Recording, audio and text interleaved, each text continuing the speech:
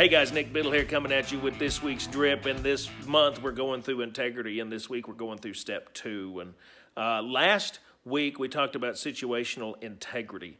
And I didn't talk about it in the video, but if you read the copy in your email, I talked about how situational integrity is really sham. It really is not integrity at all. What it is someone who believes they live a life of integrity that hasn't been tested yet. You know what? Once you're tested, that's when you really find out what you're made of. As we continue through this series around integrity, I think it's important to know a person who lives a life of integrity, there's certain consequences to that.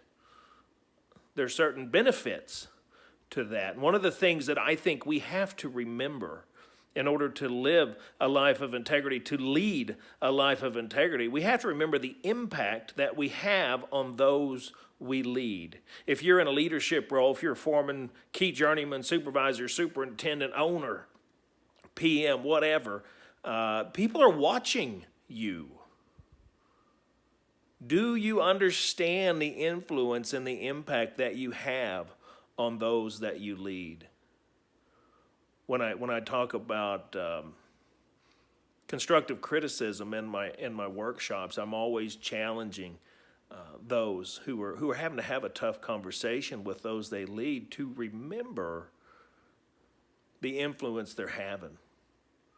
One of the questions I ask is at the end of 8 hours of working with you, do you leave those individuals that you lead better off?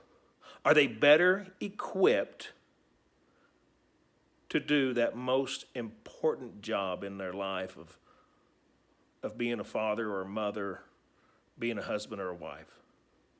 What we do on the job is important, don't get me wrong, but how we do it is probably more important. And at the end of working with you for 8 hours, do you leave those individuals better off? Am I a better person because you were my boss today? Integrity has a lot to do with that. How we treat people, understanding the influence we have. Next week, we're going to go a little deeper into integrity. Until then, take care.